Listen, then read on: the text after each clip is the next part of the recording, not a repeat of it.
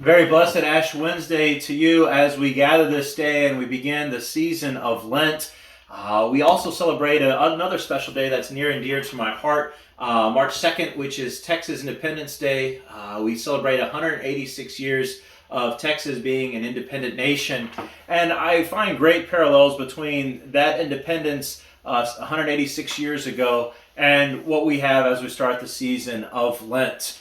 If you remember, in 1836, 59 signers joined together at Washington on the Brazos, not far from where I grew up, and they claimed independence from the tyranny of Santa Anna, who destroyed the Constitution of 1824 in Mexico. And people made a decision. They made a decision that they did not want to live in tyranny. And today, we as Catholics do the same thing. We make a decision as we begin the season of Lent that I do not want to live under the tyranny of sin, under the slavery of Satan and his dictatorial rule. And so it's something as we gather this day at 4 o'clock in English and 7 o'clock in Spanish at Mass, as we receive ashes on our foreheads, that we proclaim the freedom to live as the beloved sons and daughters of our Lord Jesus Christ. In the gospel reading today, Jesus invites us and tells us that through prayer, fasting, and almsgiving, we are able to have freedom. Just as our founders 186 years ago were willing to fight, to suffer, to die, to lose property, to have houses burned down, so too we this day are starting on a new journey saying, I don't want to live under the dictatorial rule of sin anymore. I don't want to be a slave of Satan and of sin anymore. I would rather lose everything than do that. And so we begin by taking up the arms of prayer, of fasting, and almsgiving.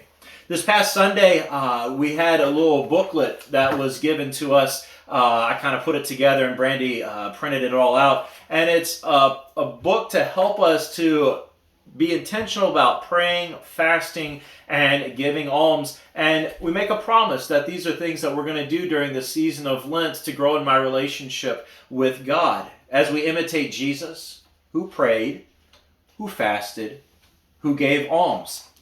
And so if you come to Ash Wednesday service, Mass this evening, please pick one of these up. They'll be available in the church for these first couple of weeks during Lent. And it's through prayer, fasting, and almsgiving that we're able to actually gain freedom and to be converted and to be transformed, so that we suffer with Christ during the season of Lent, and we die with Christ to sin, so that we may be resurrected. And I pray, and my prayer for all of us this day is that the person we become after Easter because of our Lenten disciplines is not the person that we are today.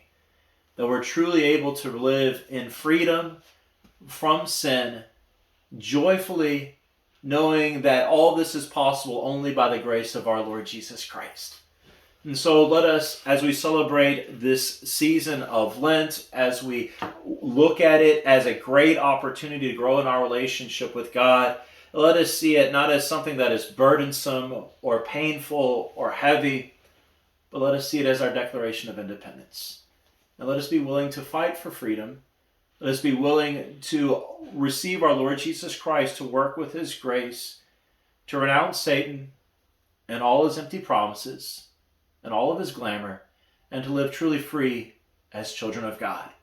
May God bless you during this season of Lent, and let us take up the arms of prayer, fasting, and almsgiving.